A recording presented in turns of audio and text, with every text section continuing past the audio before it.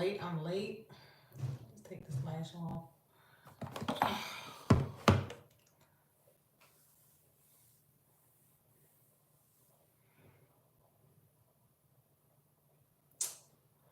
Let me take this flash off.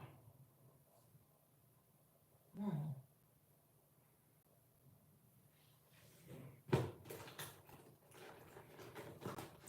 Hey, y'all. Nobody on here yet. Let me see, because I am so late.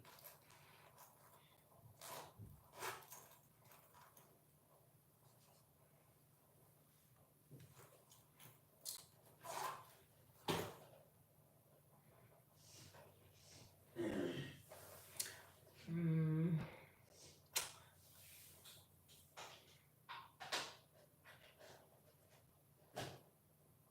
I have to take this.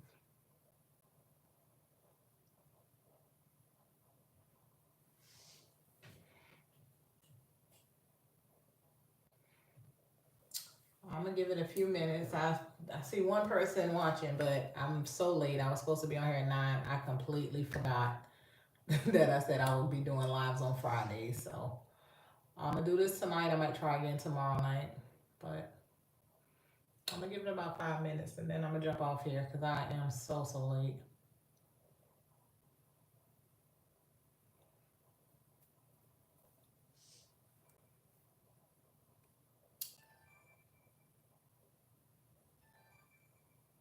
All right, spray my phone. Oh Lord, I forgot. Who was calling me?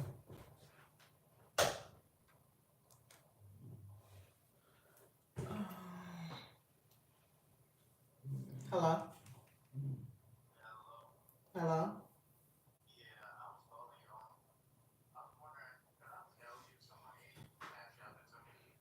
Mm-hmm. Okay.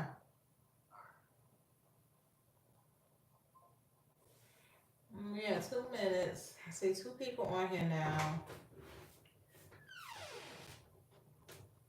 Oh, you need the phone? Hold on.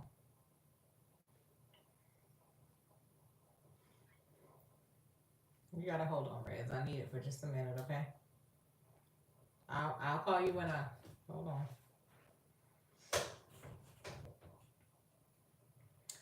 18 people. Hello.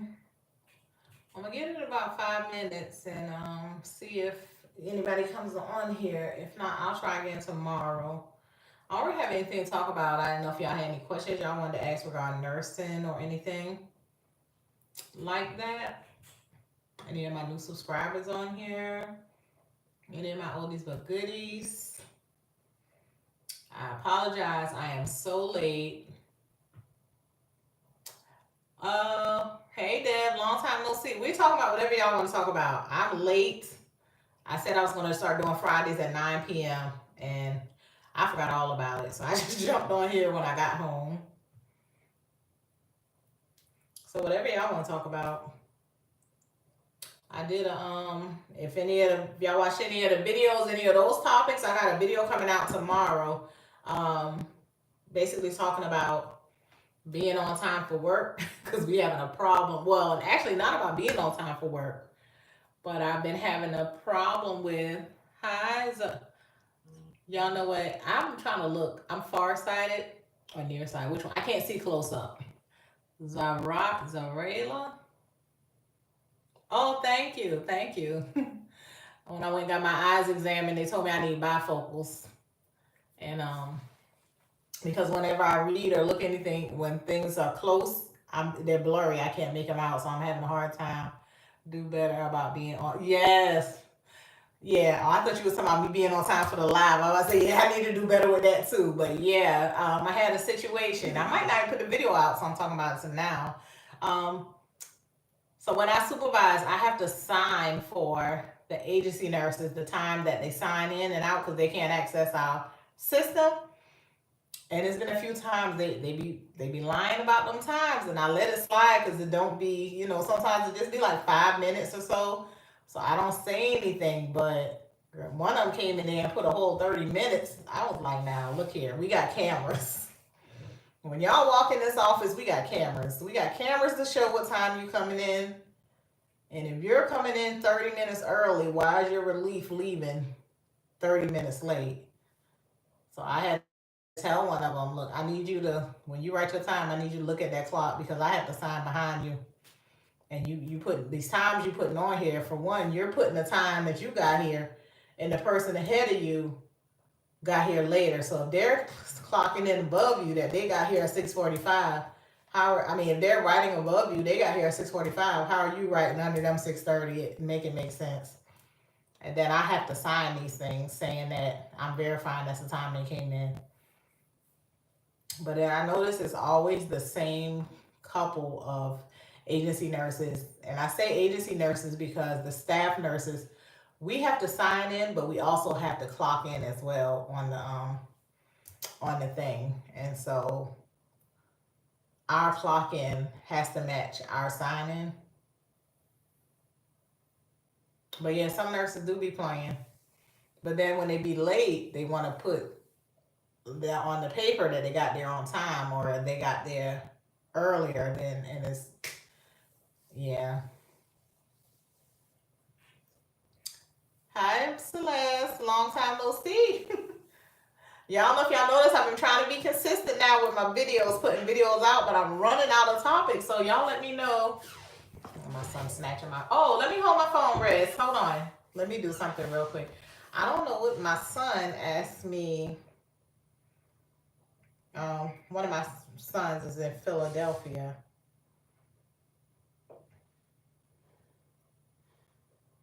Okay. I don't know what's with the. They my kids. I hope they ain't trying to scam me or nothing. This, I'm gonna sell you this amount of money, and I need you to cash app it back to me. I don't know what the purpose of that is, but I'll be like, okay.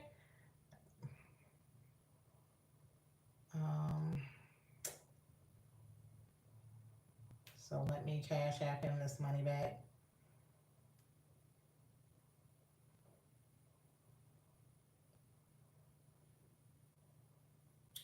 If I can find his name in here. How do you manage long term? Trying to do agency and all that's open in LTC, and I do not be having that call on my life to fund. Yeah, if it's not a call, if you don't think you can do it, don't do it because it's a lot.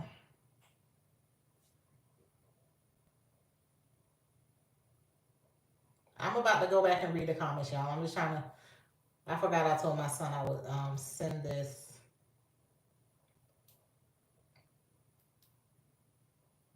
Oh Lord, see, I don't.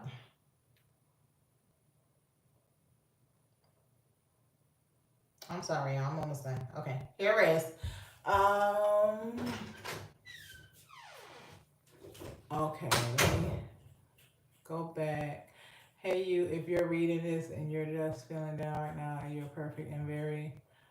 Oh, okay. Thank you, Phil. It was so much in your. Oh, goodness. Please. Yeah, it's a lot going on. Me and my sister and my mother, we was just talking about all that's going on, especially in politics. How do you manage long-term care? I'm trying to do agency and all that's open is LT, and I do not. So there's no more acute care open for agency?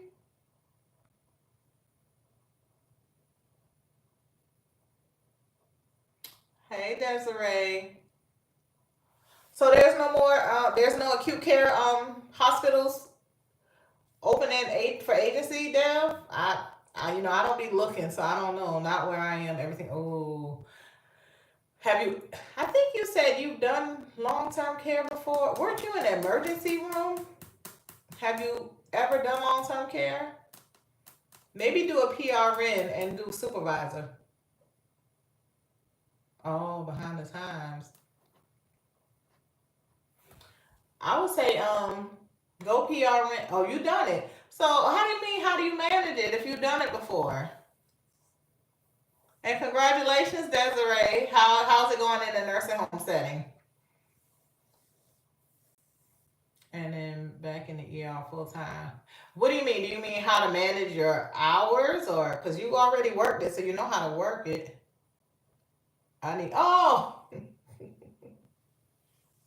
you need encouragement. Let me see. What's that song they be having on these little reels about getting to the money? I can't remember the workload. Oh, ooh, okay. Day shift to me is a less. Try to see if you can go instead of going agency. See if you can pick up a PRN as a supervisor. That way the workload won't be as hard. But pick it up on the weekends. Like every nursing home needs an RN in the building at least 8 hours out of a 24-hour period. Try to see if you could be that 8 hour supervisor like every other weekend. That way you're not actually on the floor unless they're short, but you still making your money.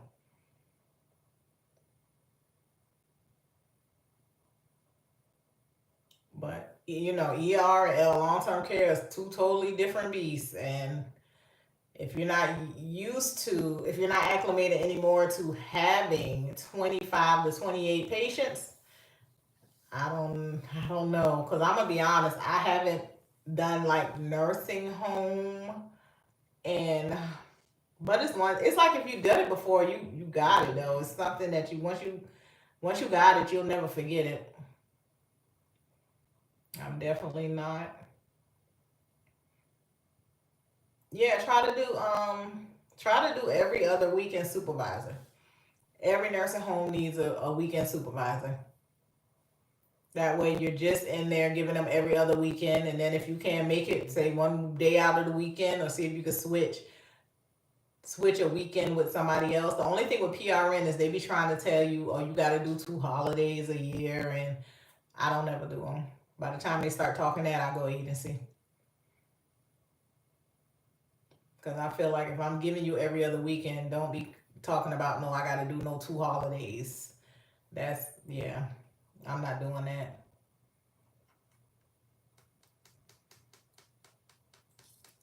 And you back in the ER full time. You missed that ER, huh?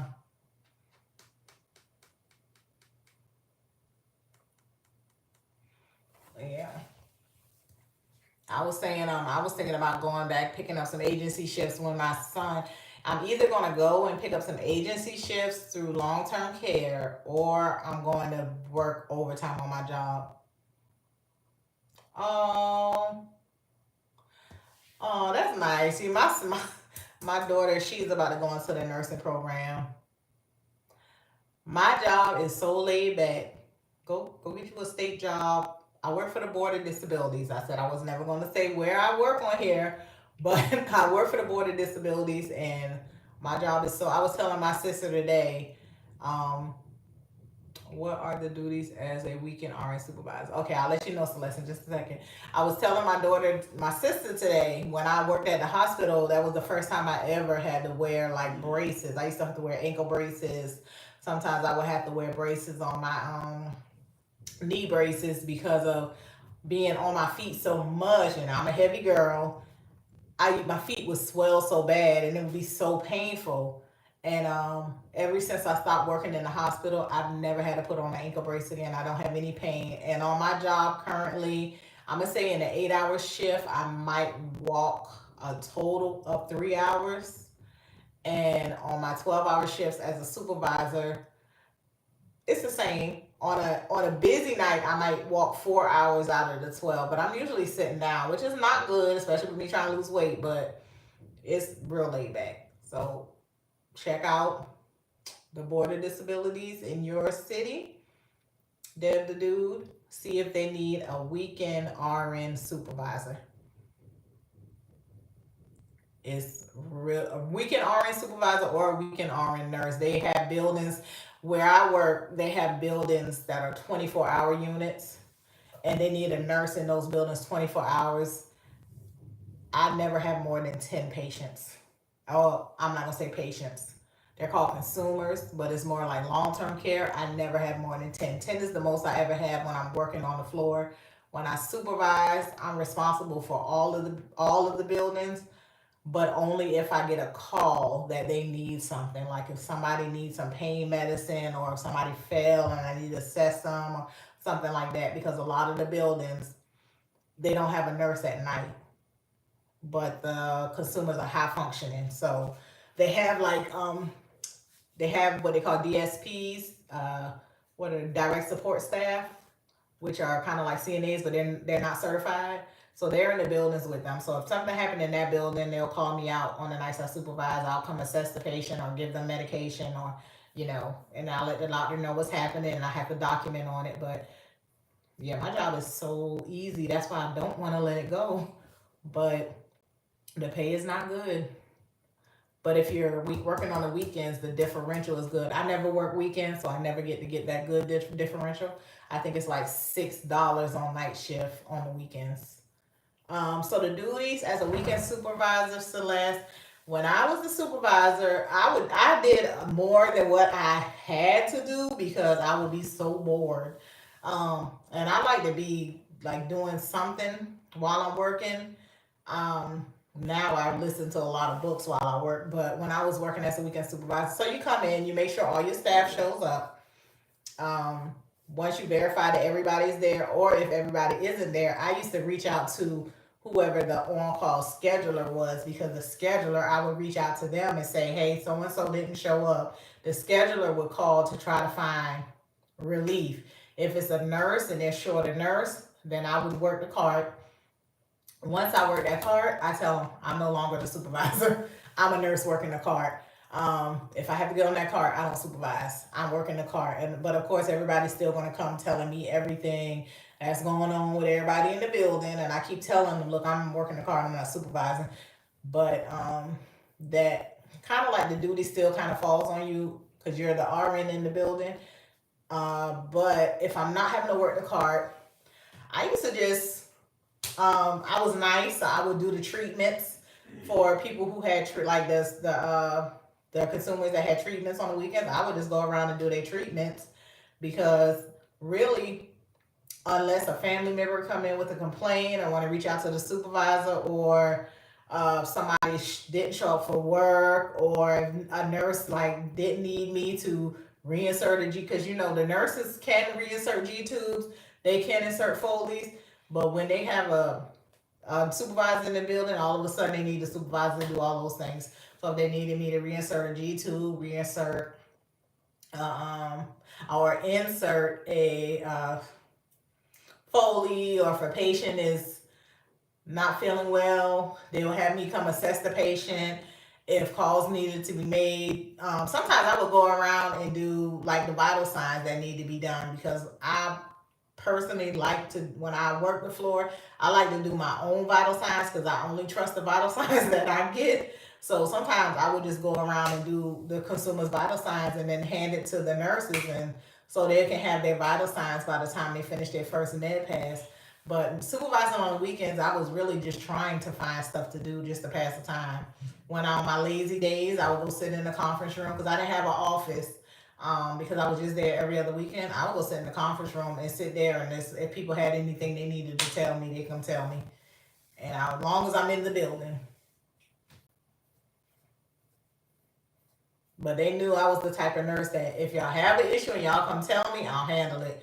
But that's whether I'm having a lazy day or a good day. I'm gonna handle an issue if y'all tell me. But on my lazy days, I'm not going on the floor looking for the issue.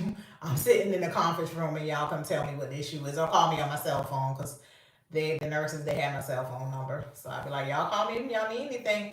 I just wanted to let them know I am here and I am available, but I ain't got, some days I didn't take the initiative to go jump in and do everything, but other days I'll tell them when I come in, well, I'm gonna do y'all treatments today. And the nurse would just be happy for that. Or if they have a family member scheduled to come like tour the building that weekend, they'll tell me, leave a note saying, hey, we got a family member that's coming to tour the building. I would do the tours with the family members.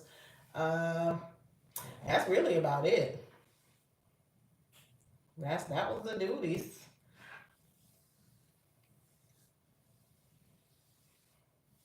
But yeah, my job is easy. So let me tell y'all what they did to me.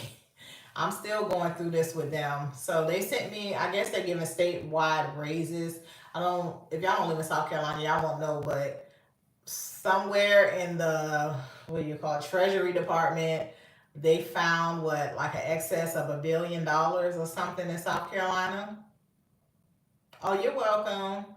They found like an excess of like $1 billion or something in the Treasury Department or whatever for South Carolina. I think they found it like almost 2 years ago, and so they've given a statewide raise to yeah, I think it was $1 billion. They found they was giving a statewide raise to South Carolina employees. Now I remember last year when I worked for the Department of Mental Health, they gave us a raise then. It was effective June of 2024, but I received the raise. But oh, don't move because they only gave us like 2.75%. They broke the raise down by how much you earn. So if you was an employee earning over 50,000 a year, you got a 2.75% increase in your pay. But if you was an employee earning under 50,000 a year, I honestly don't remember what the increase was. I think it was like a certain dollar amount. That's what I said. Money laundering. Yeah, Google it. You'll see it. I think they found it like in 2024. Um, I think they gave, if you're under $50,000, they gave you like a certain dollar amount, like $1.50 an hour or something like that. But if you were over 50,000 a year, it was like a 2.75% increase. So they gave us those raises at the Department of Mental Health right before I left. But then I left that department and went to another state job. And that department, I don't know if they had gotten the raise or not, because when I got hired on, they gave me a certain salary, which I told y'all it was a pay cut. It was like $10,000 pay cut. But I accepted it. They sent me my letter, everything. So this year, we all got no email saying that they're doing restructuring of the salary, and we were getting increases in our salary. But the salary they quoted me, y'all, was less than what they offered me when I got hired. And so I reached out to HR and I was like, hey, I received this email stating that the compensation is something, something or another, however they worded it. My salary will be such and such and such. But in actuality, that's a decrease in salary according to my offer letter that I received when I was hired. And I told them, now, and I put in the letter, I said, so now I'm wondering, was I even getting paid what I was offered this entire year that I've been here? And then I told them, please advise. I sent them my number and all that. But of course, they don't want to really call you on your phone. They want all the correspondence to be via email, I guess, to have proof or whatever. So I left work that night. I came back the next day and they sent me an email saying, they verified the money that I was offered when I got hired, and my increase is indeed more than what I was offered. Um, blah blah blah, all that extra stuff. So now I'm mad because I was looking at my offer letter when I sent that email to y'all. Y'all actually gave me a decrease of about like $700, what y'all are offering me now. And then they're saying that the increase was supposed to hit the check of July the 1st, but being that it didn't take effect for that check, then on July the 16th, we will get the increase for both checks, for the 16th and the 1st. So I messaged them back. I sent them, I didn't know how to take the, I guess I could have done this. So the email with my offer letter came to my personal email, but the HR is emailing me to my, I could have sent it from my personal email to my state email. That's what I'm gonna do. I couldn't figure out at the time, I guess because I was so upset, how to send the offer letter from my personal email to HR so that they can see. But I did, when I responded again, I told them, I was like, no, you are mistaken. The email that was sent to me on 7/9/24 2024 by such and such and such, states that my rate for registered nurse band, I think it was like band 7 or something. I don't know what all that means. I guess that's different tiers, states that I would be paid such and such. And according to this, the increase is less or whatever. I told them who sent the email, what date it was sent, and I told them that the signature on the email was by I told them the name of the human resource person whose signature was at the bottom. So then I was off. I'm off now. I don't have access to my work email on my phone because I never set it up like that. So I have to wait till I get back to work Monday to see what they say. But if they give me some more pushback, I'm going to drive to their office Tuesday, which is 40 minutes away from where I live. And somebody going to have to tell me something. Because y'all already paying me less than I could make anywhere else if I go work anywhere else. Y'all already paying me less. And now y'all want to drop it some more. Yeah, because how y'all gonna do that? And so one of my coworkers, she's I've known her for over about 10 years since I moved to this area. And we talk to each other about jobs, and she's the one that told me to come work at the Department of Mental Health. And so I went there originally. Then I left there and I came to the department I'm at, and then she left the Department of Mental Health and came where I am. No, Deb, no, I'm not thinking about teaching anymore. This will probably be my own. Deb, I always say I'm ready to retire. I really am. But mm, I hadn't thought it. You know, if I was to maybe do clinicals or something, it would probably be after at least I get my 8 years in with the state. I don't know what's going to happen. And my son has one more year in high school in the city that I live in, and then I want to move to this area permanently. But I was thinking about maybe switching to maybe, I don't know, because I can get a state job working at with a school system doing clinicals too. Well, the thing is, you can't have two state jobs. I didn't know that either because I could do clinicals with a state job and then work my other state job, but you can't do two state jobs, which I don't understand that. They call that double dipping. I guess with the benefits, I don't know why, but anyway, yeah, I'm gonna go up there Tuesday and I'm gonna tell them like, yeah, because I don't like for nobody to play with my money. But my friend, like my other peer, she told me that she read her email and they gave her a $1,500 increase. $1,500 is not a lot annually. That breaks down to what, $125 a month. So it's not a lot, but yeah, where my money? Because not only are you not increasing me, you're decreasing me from what you originally offered me, and I'm just on principle alone, I'm gonna have to quit if y'all decrease my pay because I do too much. I came there to be a floor nurse to work the floor, and y'all have me supervising. Now one of the managers of the the building I work has me doing some of her work, a task that she's supposed to do. She assigned it to me because she was like, "We're the RNs in the building," and all this. So I took on doing one of her tasks as a HCC. Plus, I'm supervising. I didn't come here for all this. I just want to work with my consumers, make sure they're good. I don't want to be in this building and that building dealing with this crisis and that. I don't want to do all that. I just want to be in my one building. So you said let you move. Nah, they money laundering. Yeah, they are. I said, where they get $1 billion from? Who's misappropriating funds? So yeah.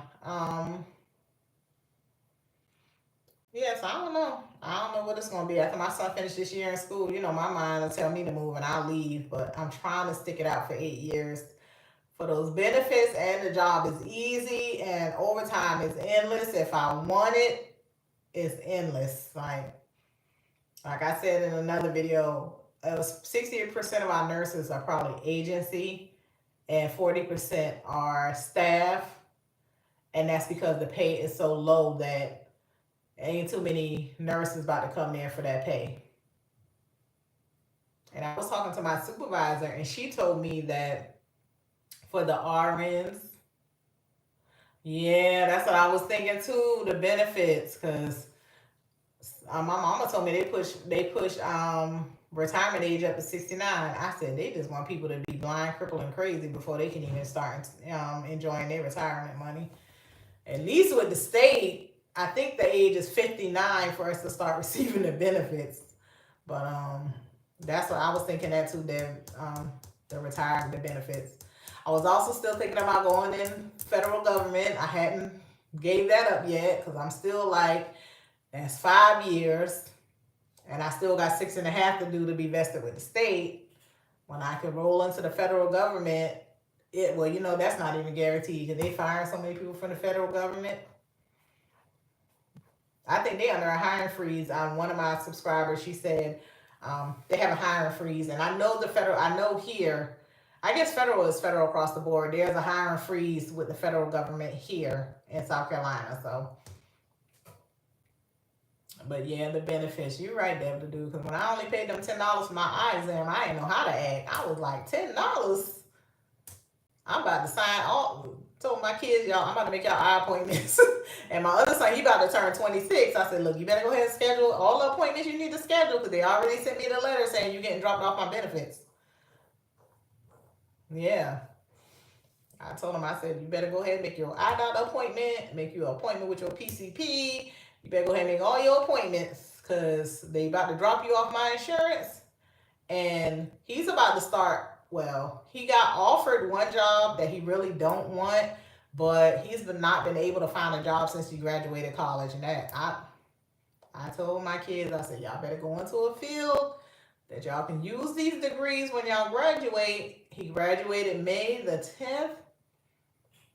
He just got offered a job, and when I tell y'all, it's not using his degree, and the pay is to say you went to he got a bachelor's in psychology, and he wanted to be like everything is wanting you to have your master's degree to get a job, or they're asking for experience. And I'm like, how, the age old question, how am I gonna get experience if nobody hired me? So I told him to go on the state website,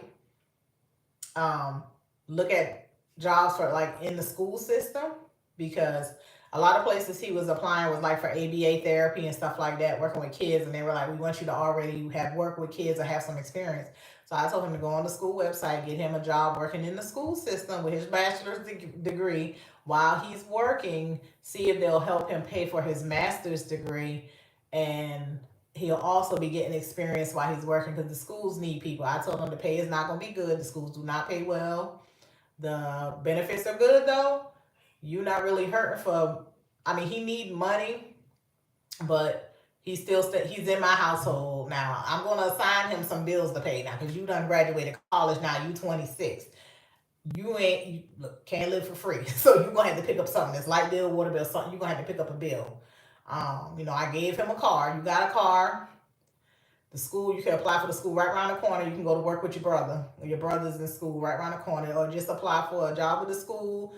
Whatever they offer you, accept it. It's better than nothing because you ain't making nothing right now. Get that year experience. See if they'll help pay for you to get your master's degree. If they won't help you pay, then you work towards your master's degree. If you got to work at the school system in the morning and then go pick up a little part-time job, even if it's at a Taco Bell or something after school, pay for your master's degree, and then you can roll on into another job. Because the jobs that I found, like mental health therapists or different things that he can do, they want a master's degree.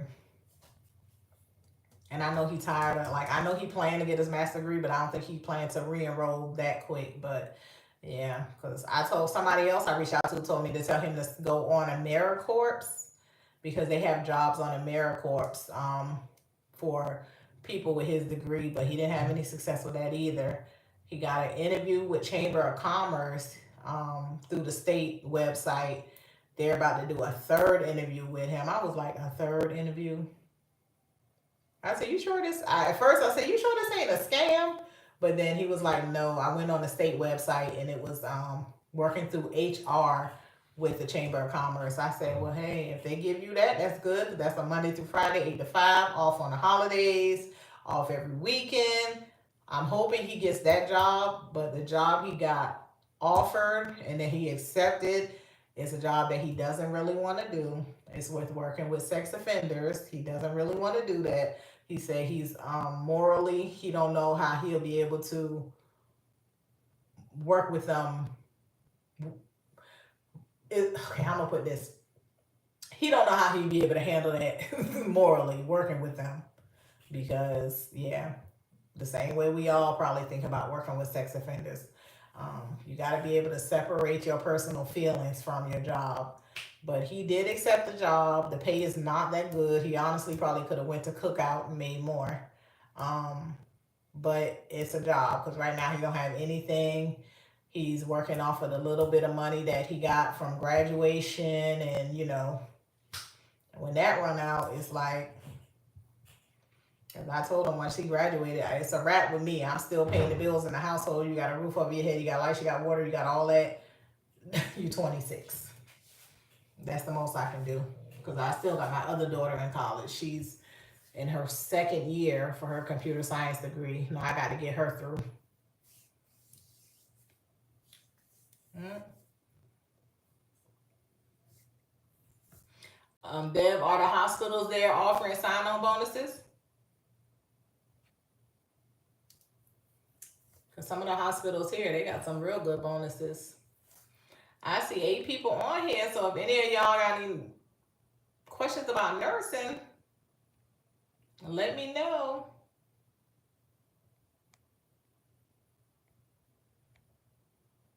I can help y'all to the best of my ability. With what I do know. I'm glad any of y'all on here because I was an hour and a half late. I need to do me a quick workout before I jump in the shower and go to bed. And hopefully I'll lose another pound by tomorrow. Oh, the hospital's trash. I already work at the best there, so I can't get. Um, um, and where did you say you were? Illinois? Mm.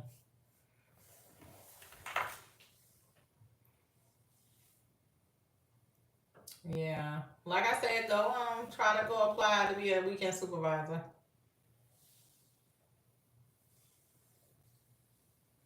I take my hats off to you for doing ER because that was one rotation I gave up. I gave up 2 rotations when I was in school for my RN. I gave up ER and I gave up NICU.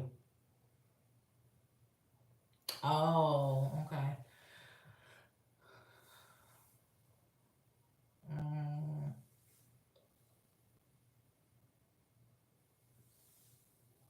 yeah, I can't deal with ER. Y'all get them straight through the door. Whatever come through that door, that's what y'all got to deal with. What is your BSN harder to? No, BSN was much, much, much, much, much, much easier. Much easier.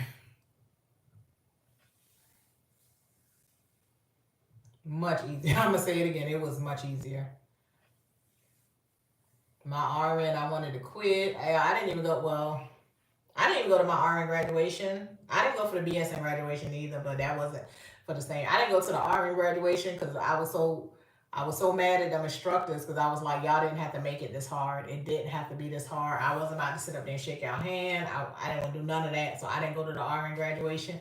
My BSN graduation, I didn't have a problem with BSN. I'm doing good. I didn't have a problem with BSN instructors or anything. I just was over it by the time graduated by the time because I finished in December. I don't know if they did a December. They did do a December graduation. I was over it. I didn't feel like going, so I didn't go. But BSN, it just basically consisted of Monday putting you had to do a discussion post. By Wednesday, you had to reply to one person. By Friday, you had to do a second reply to another person. And then what other background work they had you doing? Yeah, that RN program. Mm-mm. I kind of want to ask you what school you're going to, but I don't want to ask you because that's kind of personal. But Because I remember talking with you in the comments. Ooh, statistics. I think it was kind of difficult. My kids, what did my kids say?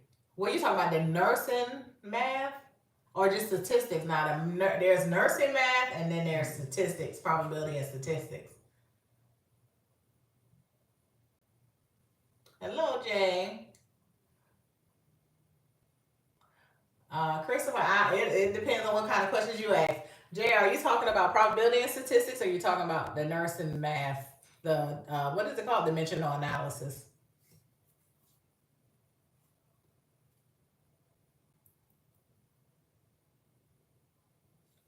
Oh,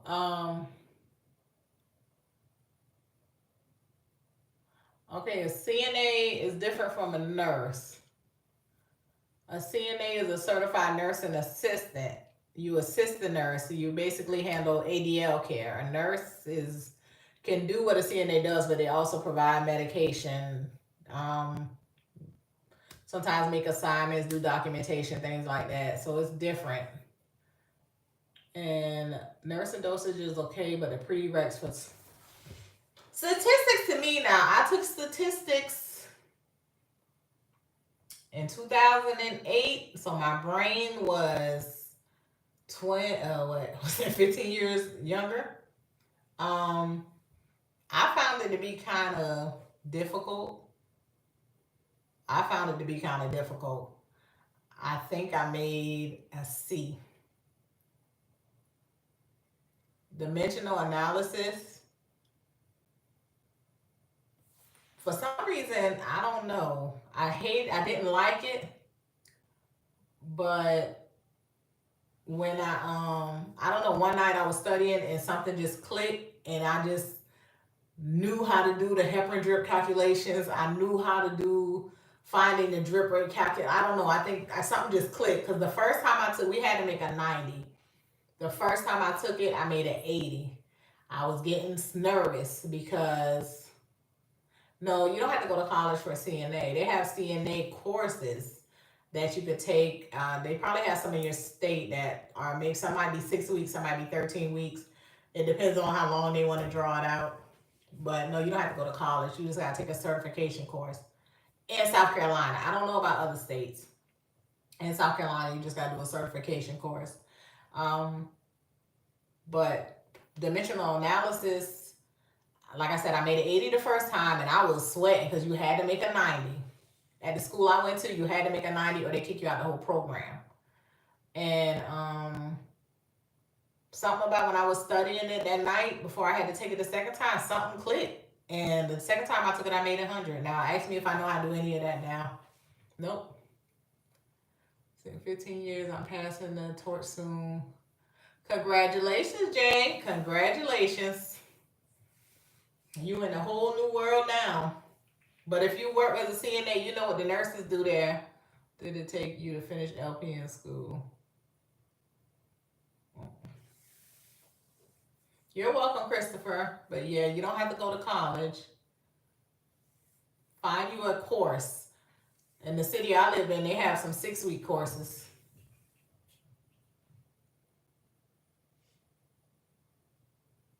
Congratulations.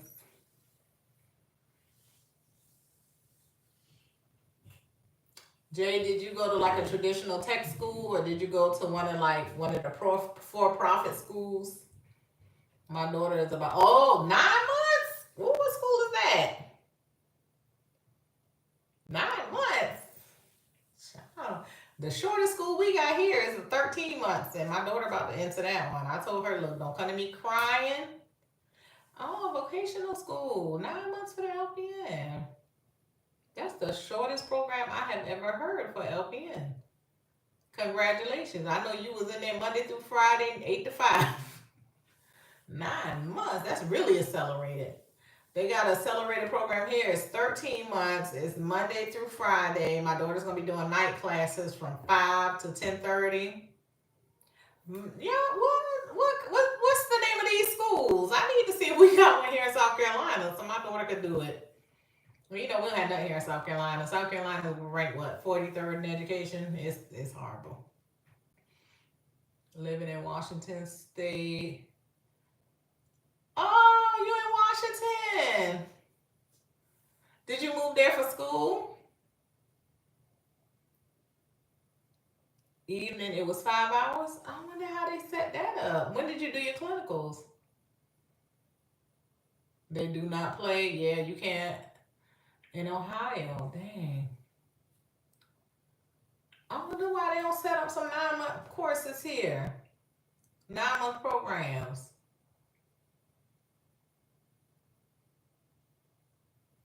Yeah, go Dawn. Once you get started and once you get in motion, it just keep going, keep going. Stop if you need to, but I wouldn't advise stopping because stopping is what happened to me in 2008, and it took me 6 years to go back to school. But just get in and do what you got to do and get out. How you like in Washington, Taisha? My sister's ex-husband is trying to convince her to move to Washington. Yeah, go ahead and go, Dawn.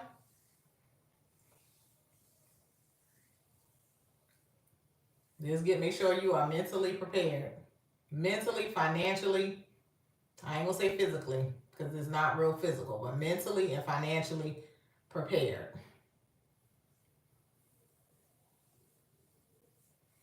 So the school she's gonna go to is Monday through Friday, 5 to 10:30. Clinicals will be on the weekends. Yeah, you got to be mentally prepared. Huh? I done went and cried in my closet plenty of nights so that RN schooling. Moved back for school and did my LPN here as well. I was hard for me to break in. Oh, here it was hard to break into nursing.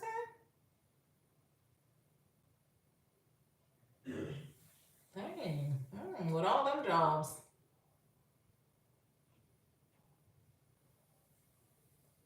Mm. But yeah, the thing with my daughter, she works 6 to 2:40 every day. I told her, so you're gonna go to work, and she gotta stay working because she want to keep this apartment, so she's gonna have to keep up her half of the rent, or she can move back home where I got my house, and then she can go to school there, and she won't have to pay no bills, and she can go to the same school there, but she don't want to go back there. She wants to stay here. So I said, well, if you want to stay here, you gonna have to pay your half of the rent, cause I'll let this apartment go. I'm not paying this whole rent by myself. Oh yeah, I know they pay. Girl, when the pandemic was going on, they was offering 4,000 weekly for long term care. Girl, like if my youngest son wasn't autistic, I would have been on the plane. I would have been out. I kept looking at that thing. I wanted to cry. I wanted to go so bad. I was like, 4,000 for long term care? That was me. I was like, oh shit, I work two off. But I couldn't leave my son with my other kids. Oh yeah, Jay. When I tell you, these nurses was getting to the money, I was getting to the money too. But I didn't want to do the hospital, so I didn't get to the good money until like right before they started to drop the rates. But I did get me a hospital contract in there before they canceled me. But yeah, that money was, yes, that money was good. Yep.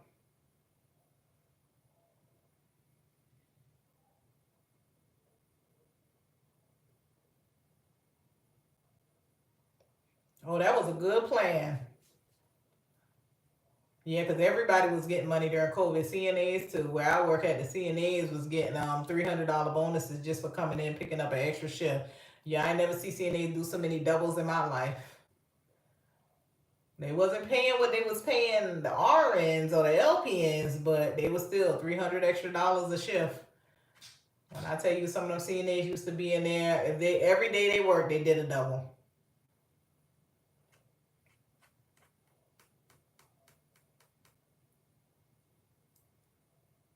Yes, Taisha, they pay money over there on that West Coast.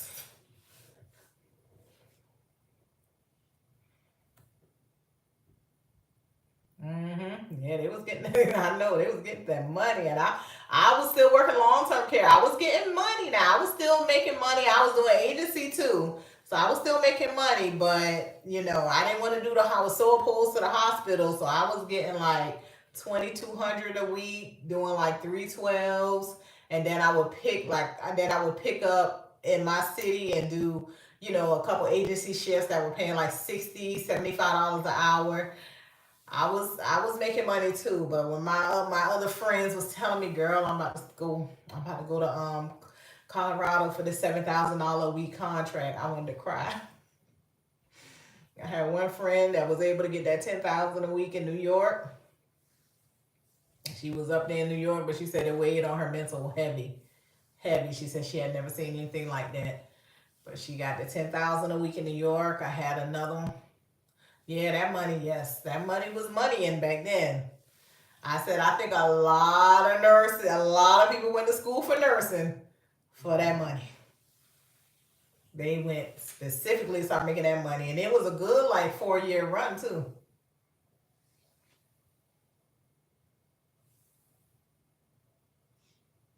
Yeah, that was about when it started dying down too in 2023.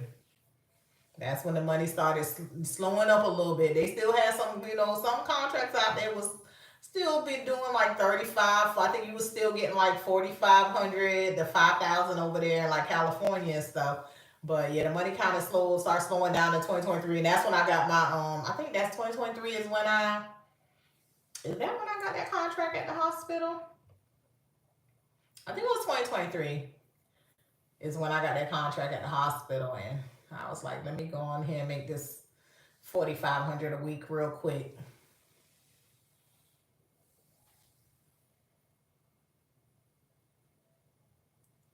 My nephew, he was one of them. He graduated like towards the end. Y'all, I don't advise this. I told him not to do this either. My nephew worked for 3 months straight out of school as an LPN for 3 months, and then went agency. I said, how the heck you going agency? I don't even know if he worked 3 months. He graduated, I think in November, and by January he was agency. I said, nah, you better look. Don't play with them people's lives in that nursing home. But he wanted the money. He wanted that 40, $50 an hour. Yeah, he did. I was like, why? Why are you doing this? I was like, just get a job where, well, at that time I didn't have yeah, a lot of places did allow that. But you know what? The agencies did, okay, so the agencies didn't know that these people were fabricating there. Because the agencies didn't call the place of employment where you work to verify that you work there. They called the supervisor that you put on your application that was your supervisor. I know at least when I got my job, when I got my contract in the hospital, they didn't call the HR at the hospital to verify that I worked there. They're not going to call HR. And I thought about it. I said, they're not going to call HR because first of all, HR don't want you to leave. So what they're going to they're not going to probably return the calls. HR don't want you to leave. So they called whatever supervisor you put on your thing saying that was your supervisor at that job. I ain't gonna lie to y'all, my supervisor, even though I was working at the hospital, but my supervisor was one of my homegirls that I graduated with who was charge nursing. She had only been charge nursing for maybe about 2 months. So they called her, and they called another one of my homegirls who worked at the hospital who never charged, but she worked at the hospital, and they called her. That's what they called to verify that I worked at the hospital. Because mind you, remember, I worked at the hospital, then I left for like 18 months, and then I went back for about 6 months. But I wasn't crazy enough to go work in the hospital and had never worked in the hospital before. I believe some of the nurses I ran into when I went back to the hospital. Yeah. I told my nephew, I was like, why is you doing this? I said, you playing with people's lives doing this. Why how you going agency? You ain't been a nurse but a hot minute. You ain't and then that's why agency nurses get a bad name because my nephew had never inserted a G. I mean, everybody's not going to run across everything. You could be a nurse for a whole year in long-term care and never insert a G tube, never insert a Foley. But them staff nurses gonna look at you funny if you calling them for everything and you supposed to be an experienced nurse. He did it He 3 years in now. I can only pray he know what he doing. I hadn't worked with him, but 3 years in now, I can assume he's come across enough to, because he graduated in 2022. I think 2022. So he's so not quite 3 years, almost 3 years, but he knows enough now, hopefully. But yeah, I was like, how you agency already? You just graduated in November. You probably took your NCLEX in the end of November, and here it is January. You already an agency nurse. But that's what the nurses was. They was doing it. They was doing it. Yep. Some of the agency nurses, I had to talk with the DON where I work, because I was telling her, I was like, look, I know what it's like to be an agency nurse, because I was an agency nurse, and I know you are not part of staff. But some of these questions these agency nurses be asking me, I be having to look at them like, have you ever worked as a nurse? Had a situation recently where an order was given for a patient. The order was for an antibiotic. Okay, so let me just say it was for Keflex. It was for Keflex QID times 7 days. Y'all know when an antibiotic is ordered, you have to start that immediately, because when you don't start medications immediately, certain medications, they say it's a delay in treatment. Mind you, it's an agency nurse in the building. I didn't know anything about this order, because when I came in to supervise, that was something that was handled by the supervisor prior to me. So I came in at 7 p. The agency nurse was leaving at, I think it was like 11, because like I said, those buildings don't have, good night, Christopher. Those buildings don't have a nurse in the building overnight. So the nurse was leaving, and she was like, hey, such and such gave these antibiotics to me for me to start on this patient, but who is this calling me? Hold on, y'all, this is my son. Hello. Huh? Red's had my phone. He probably was messing with the alarm. What was it doing? That probably was him. He probably was messing with the alarm. He had my phone. All right. Here it is. So she came and she was like, such and such gave me these antibiotics to start on this patient, but there were no times written down, so I didn't start it. Oh, girl, don't come in here with them girls sitting out like that. There's not my daughter walking in here. No, I just came to show you. Oh, that's cute. I bought it from Walmart today.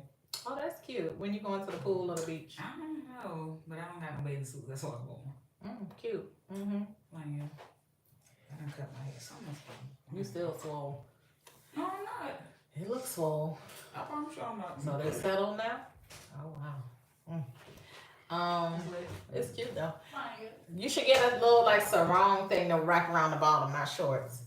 So yeah, she was like, there were no times by the order, so I didn't give one. So just because nobody wrote 8 a.m., 12 p.m., 4 p.m., 8 p.m., you didn't give this woman any antibiotics. Mind you, she got the antibiotics like 3 p.m. You didn't give this woman any antibiotics because there was no time. I sat there and I looked at her like, I couldn't believe she said that. Good night, Jane. I couldn't believe she said that. So you didn't give this antibiotics because it was no. So you couldn't write no times down, or at least give the antibiotic the time that you got it, at least one dose, and write like. I was like, sometimes I'd be like, where these nurses come from? Where they come from? So I had to leave out and I had to initiate the antibiotic. I was like. Then there was another nurse who brought an order over. You know, when a doctor give you an order for something. So I'm going to give y'all an example and y'all tell me what's missing off this order. So say they order. Oh, you were telling the other person good night. Okay. So say the doctor orders clindamycin, BID, and it says for skin irritation or something like that. Okay.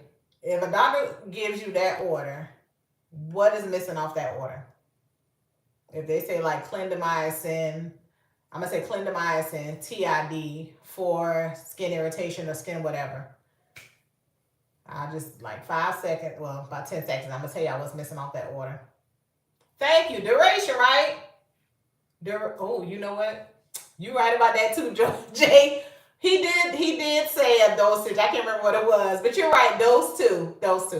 It was clindamycin, and it did say how many milligrams. I can't remember what it was. I'm sorry. You're right about that. Dose was missing, but this particular order, they did say like clindamycin. I can't remember how many milligrams. What did I say? BID or TID?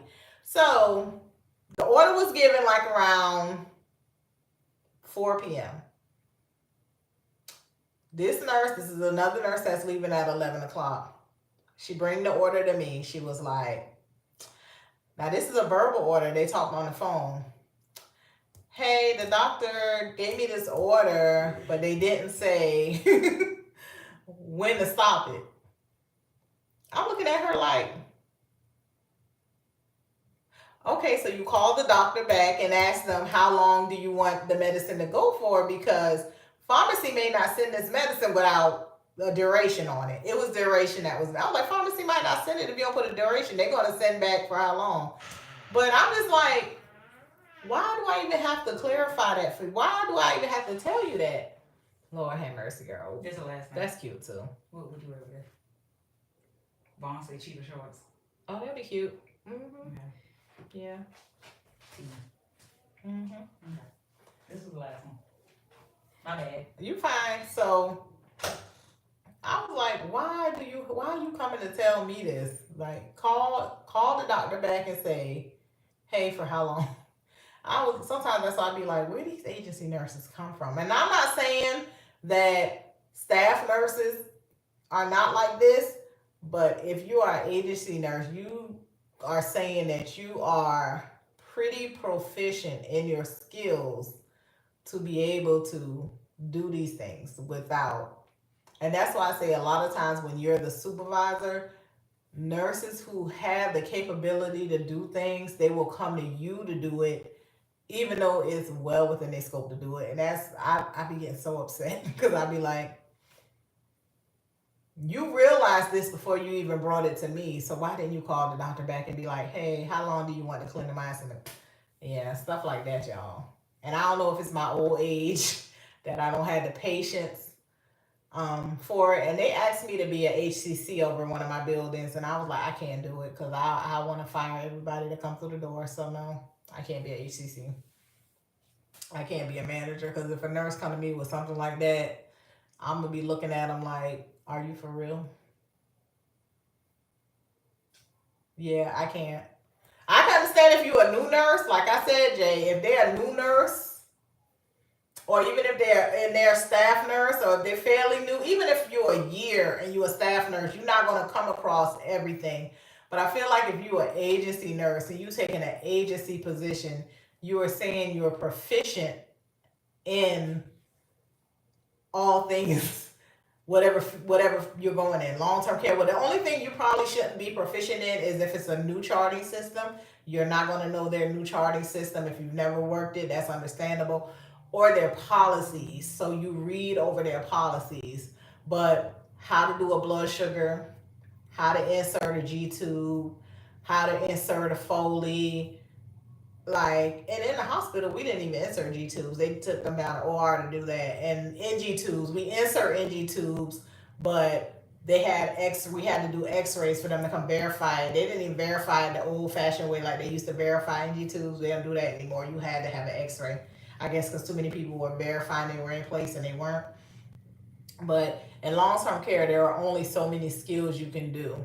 And you coming here as an agency nurse and telling me you know how to do a good portion of these skills. And yeah, you don't need, I understand need. And like I said, when I first started working where I work, I was like, urine dipstick? What is that? I never did a urine dipstick before. I never did a urine dipstick before. Because wherever I work, yeah, be on your game. Be on your game. because some of these little trivial things you should know. You should not have to ask. And you asking me not only because I'm some supervisor, but if I'm even working the floor with you on the other side and I'm just a floor nurse, you should have to ask me certain things because you should know you should know these things, simple things. If you're supposed to do chart checks at night and you see an order that's on the chart that's not on the MAR, put it on the MAR. Don't come ask me or say, hey, I saw this order on the 24 on the chart, but it's not on the MAR. Then I'm gonna look at you like, put it on the MAR. Like, why you asking? I don't, stuff like that, y'all. It be working my nerves. And it might be because I'm older. Like I said, y'all know you get older, you lose patience. But certain things, I'm just, yeah, so anyway. Yeah, that's about it. I be having a vent sometimes, and I can't vent to the other workers because, you know,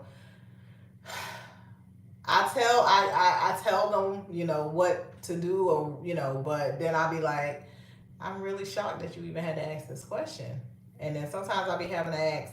And then there's a lot of nurses who, and I give grace for this too, if you worked in a hospital but you never worked in long-term care, you good with if you coming from the hospital, you good with assessments and you should be good with a lot of things. But there are some things in the hospital that they do that or some things in long-term care. Well, no, just about everything I did in the hospital, I did in long-term care. I did more in the hospital. So, yeah, coming from the hospital, it wasn't anything about long-term. Well, I can't say it like that because I was long-term care first. But as far as all the skills, only thing I didn't do in the hospital that I did in long-term care was I didn't insert G tubes in the hospital. I don't know if that was just my hospital, they didn't allow us to do that, but we didn't insert G tubes. So I can see going from the hospital to long-term care not knowing how to put a G tube in because that's not something I did in the hospital. But and then sometimes the agency nurses don't want to check, you know. Unfortunately, we still have paper Mars. I don't know how long y'all been a nurse. If any of y'all have been a nurse, I say about 10 years. The biggest difference to me is that abundance of patients you have plus all them treatments. Yeah, ooh, them treatments. And then they have the nerve not to have a treatment nurse. That's something else you can go do, Deb. You can say you could go be the treatment nurse on the weekends. They would love it. When I supervised and I would do their treatments, they loved it. And when you're only doing the treatments and you're not doing any other patient care, I used to start my treatments. Ooh, we got paper Mars there. When I went there, I want to start off in the hospital and gain skills, but they aren't trying to pay. They don't pay. No, they don't pay. They've starting at some soft hospitals here at 25. Yeah, they don't pay. I made a video about that, Jay. I don't know if you saw that. As far as my opinion as working as an LPN in the hospital, I made a video about that. It was just my opinion though, because I work with an LPN who wants to go in the hospital, and it's the money the only thing holding her back.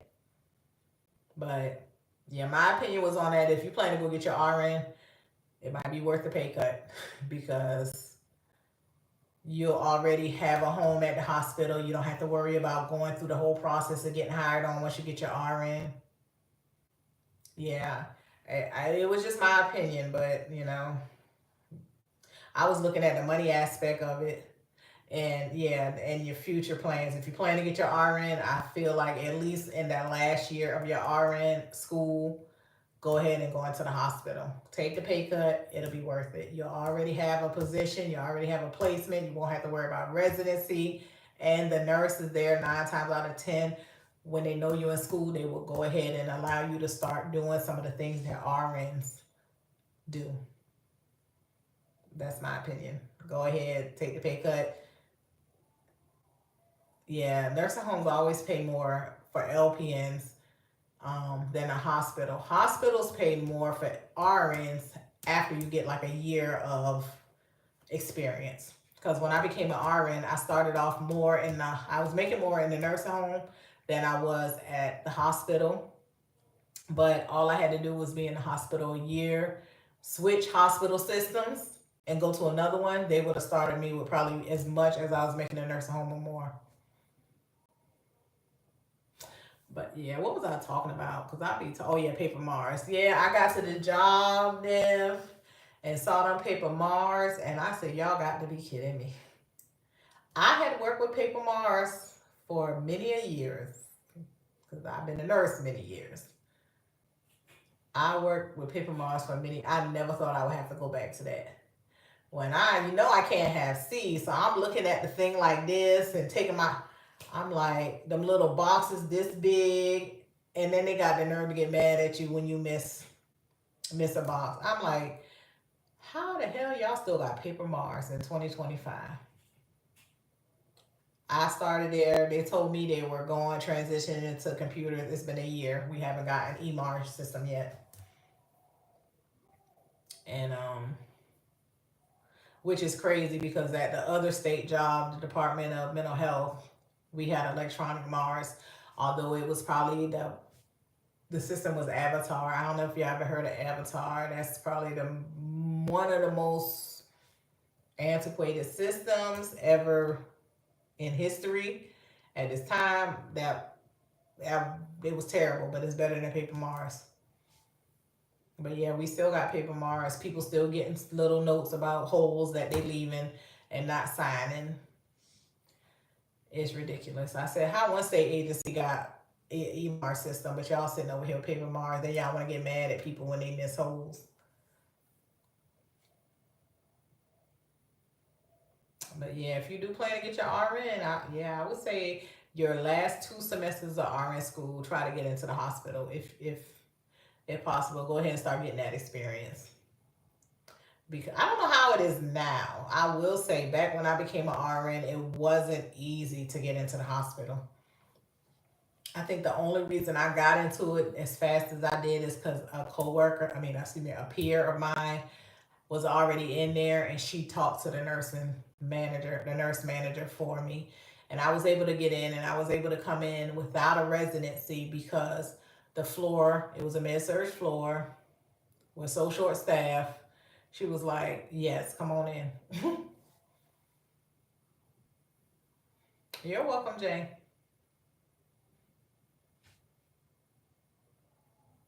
Do they do PRN positions at the hospital for LPNs? I don't know. I don't know if do they do PR. Yeah, they do PRN positions at hospitals. Yeah, they do. I think. I don't know. I can't remember a nurse being PRN at the hospital. I remember they were in the float pool and maybe part time, like working 2 days a week. Maybe that's considered PRN.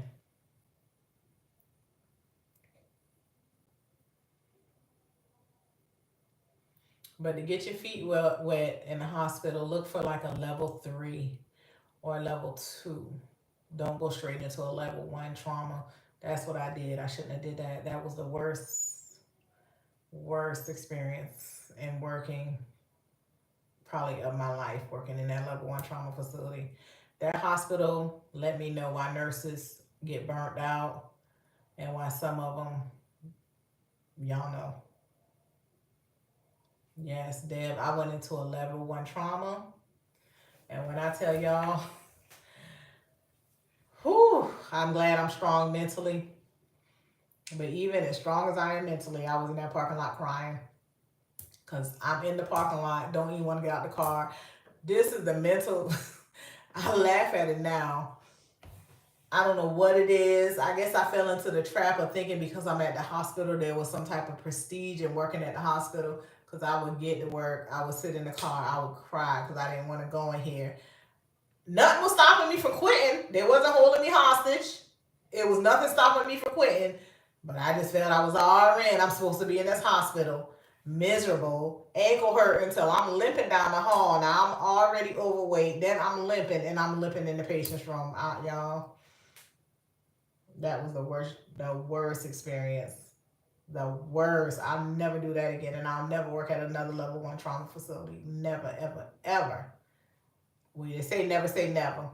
But I feel like I could say never because with so many RN jobs out here, it should not be a reason for me. They can be offering a $50,000 sign on bonus. I ain't going. I'm not going. So find you a nice level 3 facility. Level 2, don't jump right in the gate into level 1. Oh, Jay, horrible. I don't know how the nurse is making it, but one thing I can say, you could work 6 months at that facility, and it's like you done worked a year and a half. You got a year and a half experience. They had so many disorders. I was Googling disorders. I ain't never heard of some of these disorders before. I was on Google like, what the hell what is this? What is, people was coming in with all kind of disorders. I was like, and, ooh, oh, Deb, I know you see it all. I swear I take my hats off to y'all ER. How y'all, I would be on, my anxiety level would be so high working in the ER because you never know what's coming through the door. I guess at some point you get immune to it, but you never, like I said, I'm older. Maybe I can't, psychologically, I can't handle it no more. You don't know what's coming through the door. You could have a baby coming through.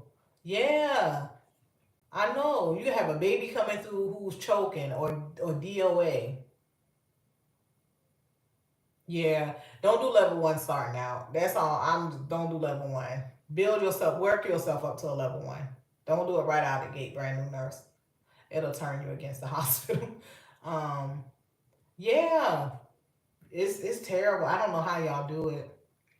I do not know how y'all do it. I've gotten some people up on the med surge. I was med surge tele. I've gotten people up on the med surge floor from ER, and I was like, how the hell they dealt with this person in the ER? They off the chain up here, so I know they was giving y'all. And then I look and see what all y'all had, especially the what's it called? ETOH, the alcoholics. I shouldn't say alcoholics. The ones going through alcohol, they're not going through withdrawal when they come through the door, but yeah. I had one come on my floor. I called the doctor. I said, he can't be on, this ain't the right floor for him. This man was hallucinating, climbing out the bed. It wasn't enough, the Valium wasn't doing nothing. Ativan wasn't, I was like, he got to go. Yeah, I couldn't do that there.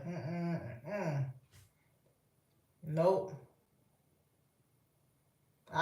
Yeah, Jay, I was like, he got to go. He can't be on this floor because I couldn't go in nobody else's room. I had to stay in the room with him. He should have been on a trauma, something, some other floor. I was like, I can't do this. I can't even go look at my other patients. He in restraints, y'all. When I tell you this man turning all kind of upset, climbing out the bed, talking about his uncle. He about to beat his uncle, like he see his uncle in the room. I said, what the hell they done sent to? I said, he got to go. Yeah. He in restraints and still twisting his body up all kind of ways to get out that bed. Going through them withdrawals. I said, this man need to be sedated. Damn, you done seen, I know you done seen one of them. That was my first, that was the first patient I had. I've had to do CY assessments, but he was the first one that was like that. I said, he got to go. I said, I was on the phone with the doctor. I said, we can't have, he got to go. He climbing out the bed. I can't leave his room. He got to go. I just kept saying, he got to go. He got to go. And they put the transfer orders to get him out. Y'all, how he even made it to this floor, I don't know. I ain't never seen, when I tell y'all that man leg was I was like, how he even getting through these restraints like this? We had the nerve to even send that man to the med surg floor.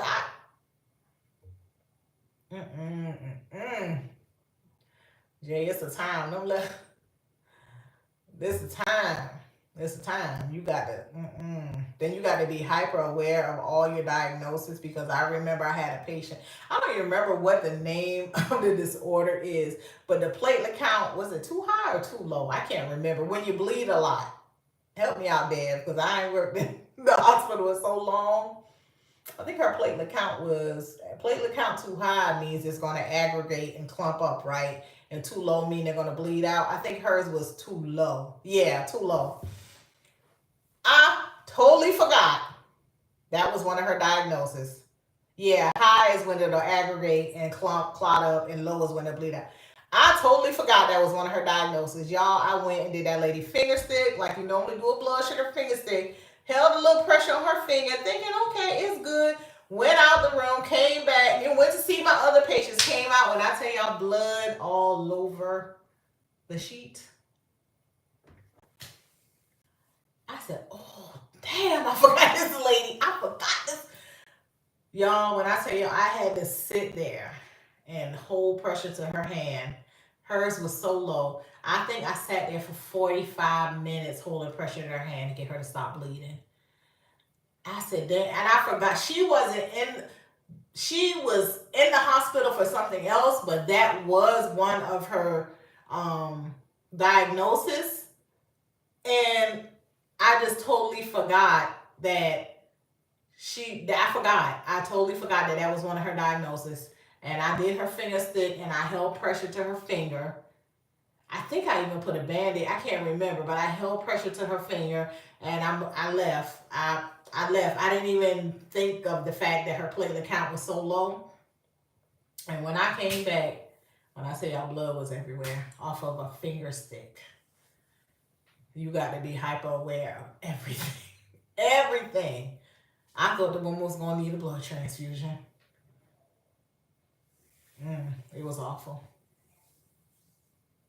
So I came across a guy who had I forgot the diagnosis. I think it's Rambo something or another, where his yeah, I caught it, Jay, but I had done been in like 2 or 3 other patients' rooms before I returned, and she was an elderly lady, and she wasn't aware of what was going on. Because if it was a younger person or somebody more, they would have been like, I'm bleeding. But she wasn't aware. She was totally at the mercy of our care. And I forgot. I forgot. She was the first patient I ever had that had a low platelet count like that.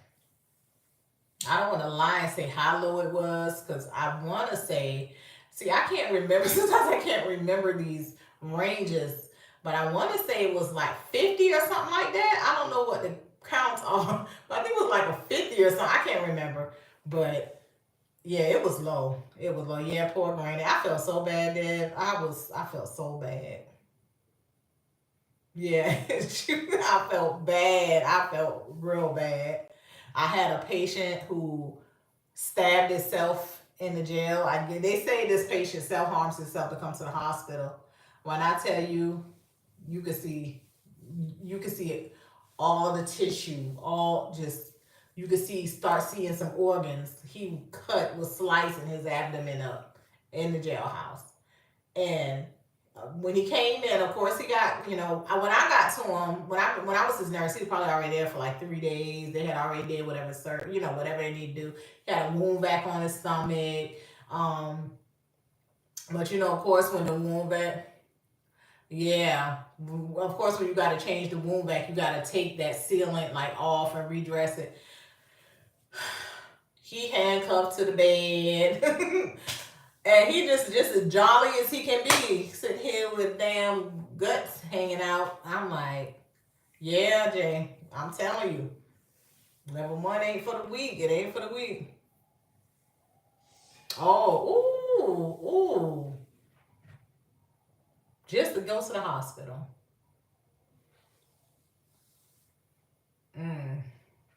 Put it up his. Wow, I know that's painful.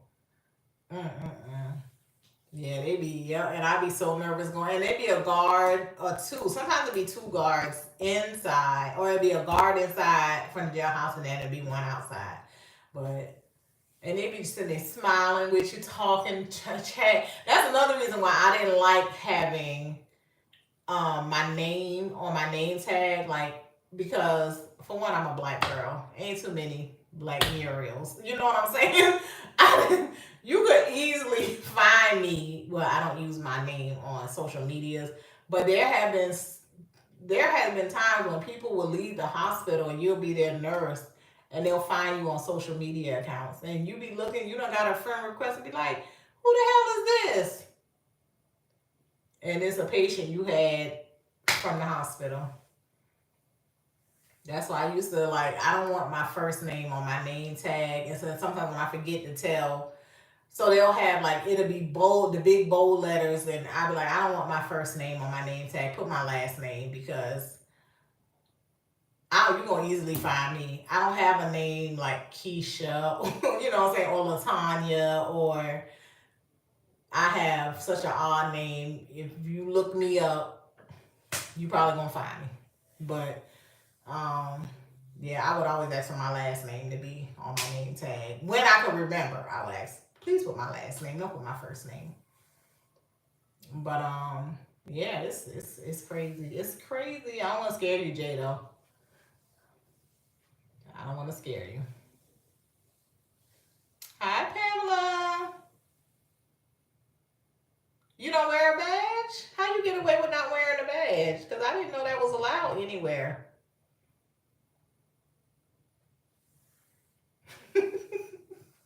Yeah, Taisha, I didn't know that was allowed. Yeah, we have to wear badges. I think something happened. I remember that hearing or reading about something happened with a child in MUSC who had a bleeding disorder. No, what did he have? I forgot what he had, but they was giving him ibuprofen. Was it ibuprofen they was giving him? I think it was ibuprofen, and it messed up his GI. He was internally bleeding, and they said that I think it was that he was complaining or the parents were complaining, but it was so many students because MUSC is a teaching hospital. And so there were students coming in and doctors coming in, and they didn't know who was who. They said it wasn't identified on their badges. And I think the family sued MUSC and they won. And I think after that, they made it that you have to have a badge and it has to identify who you are and what your position is. Yeah, I can't remember. It happened at MUSC and I think it happened here in Charleston. And yeah, I think that's what it was. They said that they were complaining about the bleeding or the pain in his stomach. He was complaining about the pain in his stomach, but they didn't know who they were complaining to because there wasn't any nobody was wearing their badges. So they don't know if they was complaining to housekeeping, they don't know if they were complaining to nursing, they don't know who they were complaining to. And I think the child died. I think they passed away. So yeah, I think that is when they made it like mandatory you had to wear. And I think after that they also started. I don't know how long they were doing whiteboards other places, but they started doing whiteboards. So in the hospital you have a whiteboard. You have to update it every day. You have to update it with your name, who your nurse is, who your tech is, what's today's date. I think is that all? The room number. What else? Dad, what else go on the whiteboard? Y'all do whiteboards in ER? But yeah, I know it had to be like who your nurse is, who your tech is, the day's date, the room number. I think that was it. Vacation not by choice. You don't work for the federal government, do you? Are you supposed to? Mm. Yeah, I know sometimes you can't remember to put especially in the ER, y'all change out patients, but y'all get like 4 at a time. You ain't did the whiteboard in 3 years, Dan. Now, 3 years, they don't be coming around checking behind y'all because they be having people come check behind us. Pain score. Okay, yeah, pain. I remember that. Plan. Yep, yep. I don't remember plan and care. That might have been on there, but I do remember goals. Yeah. So we had to update that whiteboard in everybody's room every shift.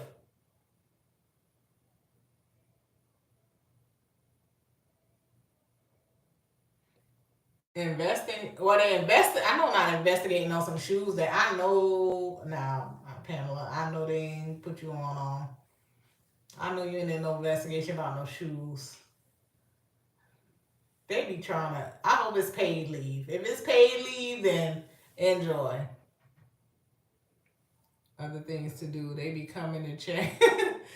And tell them I ain't done and I ain't doing. My patients knows. You tell them you ain't doing it, and yeah, they be used to be checking on us. Be check. Well, you didn't up your whiteboard wasn't updated, and I'd be like, y'all, if y'all always implementing all this new stuff. When one person mess up, everybody gotta do. Wow, I hope you're getting paid, Pamela, cause yeah, I hope that's a paid leave. If it is, enjoy. I be having other yeah. That whiteboard used to kill me because I used to be like, ain't nobody got time to But I used to do it. I used to just at least put my name on there. Sometimes it be Thursday, it still stay Tuesday. So I mean, where the patient going? I ain't saying they don't need to know the date, but some half the time, half of them ain't even aware who they are. What they? Oh, you was in retirement. How was in retirement? Every nurse I know that retires go back PRN a part time. I work with one now who's been working with this agency for 30 something years. Um, she already she can already retire according to the state. 'Cause I think back when she started, you only had to do 25. I think with the state. I think now you got to do 28. But according to the state, she can already retire. But she says she can't leave her girls. Don't be seeing those managers all day and then they pop up talking about, yep, that's how they be. Don't see them and then they talk about 2009 and you went back in 2025. You got, and I would say you got bored, but that was a long time to be bored. I always talk about retirement, but I'm probably gonna be one of them nurses who retire and then come back and work 2 days a week. Cause I be even when I be off like these weekends that I be off these 3 and 4 days, I be bored. And safety for nurses, and then I'll consider attempting to remember. Yeah, that's true. Yeah, Pam, it was out there. Are y'all still like 4 to 1 in ER? There, but they done increased it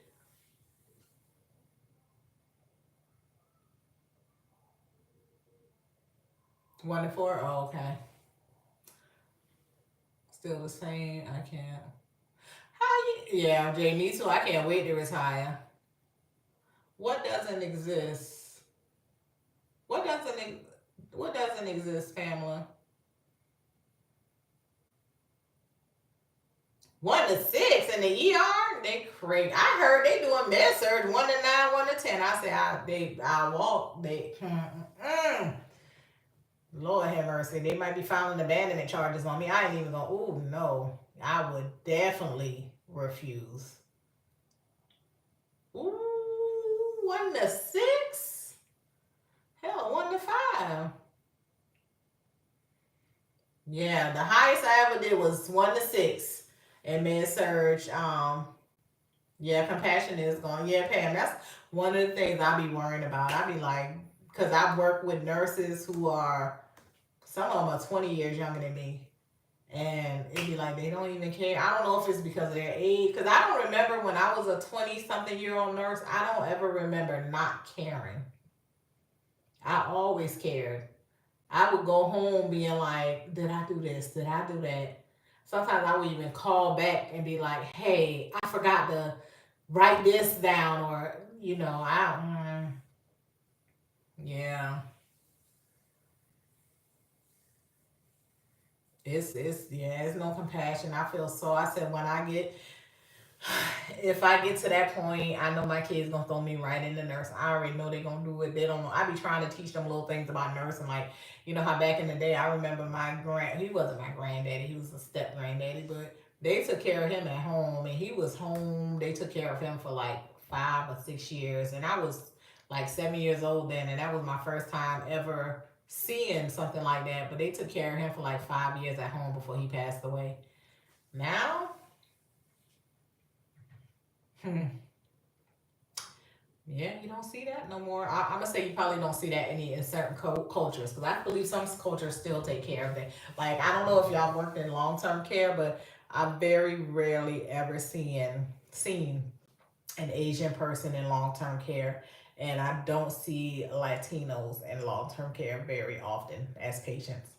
I might have in my 24, how many years now, y'all? I don't lost track, 20 something years. I think I've only had one, and I'm thinking about them because I remember their faces. I think I've only had three Asian long term care residents, and I may have had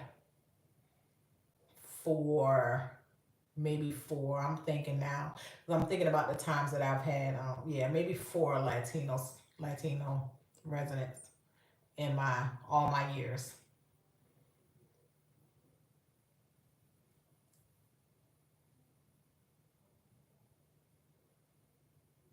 Yeah, the nursing field is something, Pam. I tell you, it's.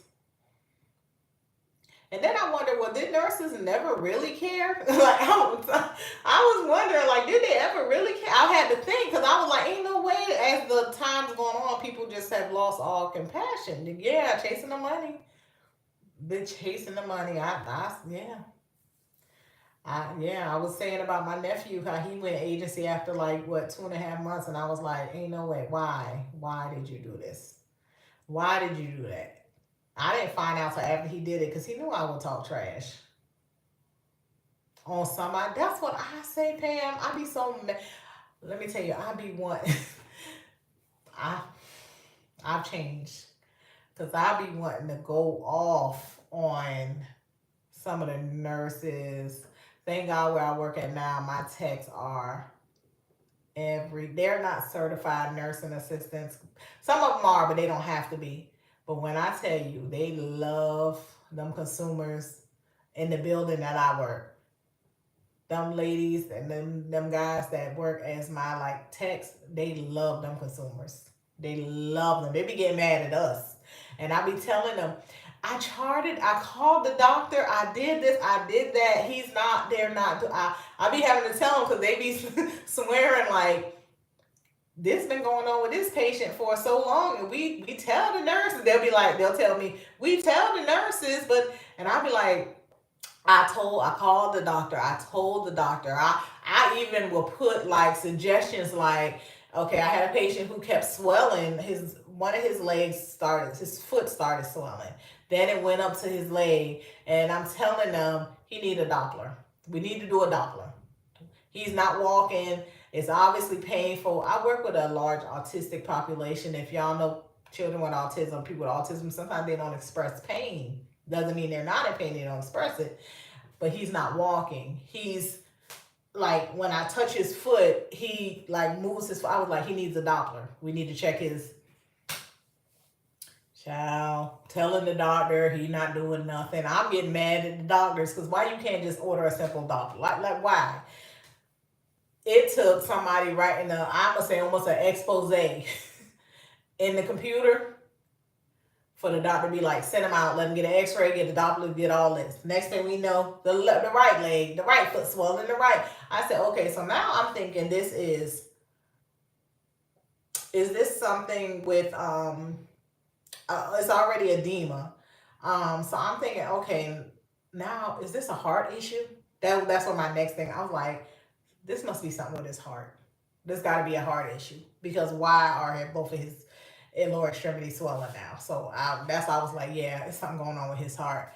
But yeah, Jay, that's what I was. That was my second after I was like, okay, this is not a fracture or a Doppler or blood flow, something like that. Could have been blood flow, but then my second thing was, yeah, it's his heart because why is he now it's going to the other foot? This is something going on with his heart. Did they ever do any tests for his heart? I don't think so. I don't think they ever did. I don't think they ever did. Now I'm going back and forth with the doctors about his trach. Back and forth. I'm going back and forth with the doctor. He needs either a longer trach or he needs a bigger trach because his stoma is too big and the trach keeps flipping out, flipping out, flipping out. And I notice it flips out when he's laying down and his neck is hyperextended and the stoma is stretched. The trach flips out. I'm going back and forth with the doctor with that. I'm like, why do I have to keep going back and forth with these doctors about it make me mad, y'all. Sometimes sometimes the doctors they be the patient's worst enemy. But yeah, you can't put a price tag on someone's life, Pam. My nephew, his mother was telling me about a situation that went on in a long term care facility. Recently, he ended up outside crying because the patient's blood sugar was so low that she was basically like going into like a she was unconscious, going into like a they say diabetic coma, but there's another word for it. He's looking for the medicine to, what is it, D5? I forgot what the medicine. Y'all excuse me. My brain is just, I don't know what's happening to me. I'm getting old. Dextrose, is it dextrose that they inject? I've injected it before. I can't remember the name of it. So that you give them to bring their blood sugar up. He's looking for it. They can't find it nowhere. Nobody in the facility can find it, and nobody looks like they're actively looking for it. He reached out to the supervisor because the supervisor wasn't there. He worked night shift. He called the supervisor to see where it's at. He's looking on everybody else's card to see where it's at. He ended up saying 911 and her out. I said, look, when you couldn't find it in your supply room, not just in your bedroom and on your card, you should 911 her out right then, because what can you do? And so he ended up calling 911, getting her sent out. I don't know if hopefully the lady made it.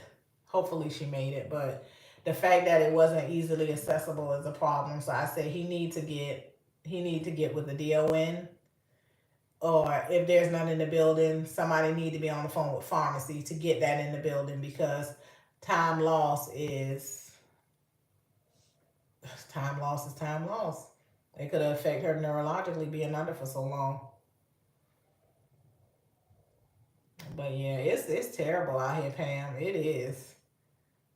And then when you the type of nurse that like really do try to advocate for your patients, then you're getting on everybody's nerves. And I told my manager, I was like, his stoma is too big because he's lost a lot of weight. That's another thing. This is the same patient who had the issues with the swelling and stuff. He's lost a lot of weight, and I said his stoma is too big. When he hyperextends his head when he's laying down, the stoma flips out. It only flips out when he's laying back like that. It never comes out when he's like this. You think they're trying to do anything about it? They keep saying he's pulling it out. I said he's not pulling it out. It's flipping out, and the stoma is not, and the trach is not long enough that it flips right out. And when I tell you, he be in the bed like a guppy out of water when that trach come out. Yeah, it's a lot, Dave. That's why I'm kind of happy I found the job that I found. But I almost feel kind of, sometimes I be thinking about my patients that I had at the long-term care facility I used to work, because I used to catch so many mistakes that I was like, I can imagine what's going on there. When they made that nurse the DON after he graduated from RN school after about 2 months, I knew, I said, it's going to all go downhill from here. Because what the hell is he? He wasn't even a good nurse. So I know maybe he made a better DON because he was a horrible nurse. Yeah. But y'all, I have been on here. I don't even know how long this is. How long have I been on? Y'all see I'm squinting because I can't see close up. 2 hours? Have I been on here? Not quite 2 hours yet. What is the 104 point? I don't know what that is. But anyway, y'all, I'm going to get off here because I'm trying to do a little workout. Back trying to get this weight off me. I'm thinking about going to that workout class tomorrow. I don't think I put the video up where I went to the workout. I don't think I did. I did weigh in, and I hit the 280s finally, but I'm going to leave that alone because we talking about nursing now. But I'm just happy I'm losing this weight, y'all. I'm officially 20 pounds down now. So trying to go for the next 20. But I will see y'all on the next one. I'm still going to be trying to put videos up daily, and I'm going to do a live every Friday. My plan is to be here at 9 o'clock every Friday. I was just late today. I went to my mother's house and my aunt's house and didn't get back in until after 10. Thank you, Jay, because let me tell you, it was a struggle for them 20 pounds. When I went and worked out, y'all, I thought I was about to die. I didn't know. I didn't look at the flyer. It was a high intensity training workout. Y'all, I thought I was about to die. I'm still sore. It was horrible, but I'm gonna go back though. But it was horrible. I think I'm gonna hire her to be my personal trainer, but I'm gonna have to tell them, look, when you working with clients of a certain size, all that, you can do it, you got it. One more, come on. That don't work with me. If I can't breathe, I can't give you one more. I can't even hold my body weight up on my arm, so no, I can't do no push-ups. I need you to modify this. I can't hold my body up. Like, I need you to modify. I don't have the strength. I don't have the muscle tone to do this. No.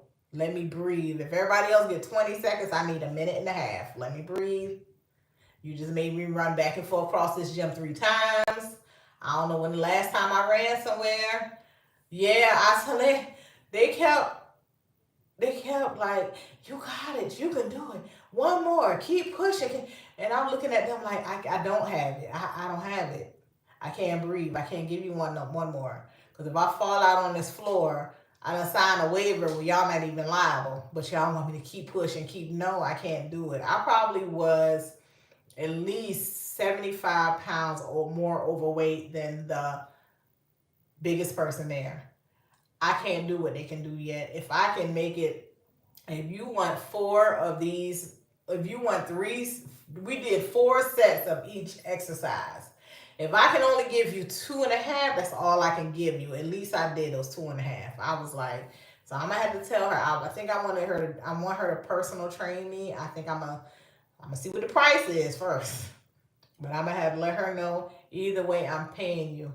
So if I can only do 12 out of the 20 you want me to do, all I can do is these 12. Maybe the next time I come back, I can do 14. But right now, I can't give you but these 12. And that's one of the reasons why I said I never wanted a personal trainer, because if you keep telling me to do something and I don't want to do it, I'm going to get upset. And I'm going to get mad. And I was getting mad yesterday. Then let me tell you, I was lagging behind so much till at the end of the thing that they was clapping for me just because I was making it back. I said, y'all, please don't clap, because I don't want that attention on me. I don't need everybody in the gym knowing I'm the last one to make it back down this court. I said, please, y'all don't clap. Don't do that. Because now everybody looking to see y'all clapping because the fattest girl in here that made it back to the other. Don't do that. I told them, y'all, please stop. Don't do that. Don't do that.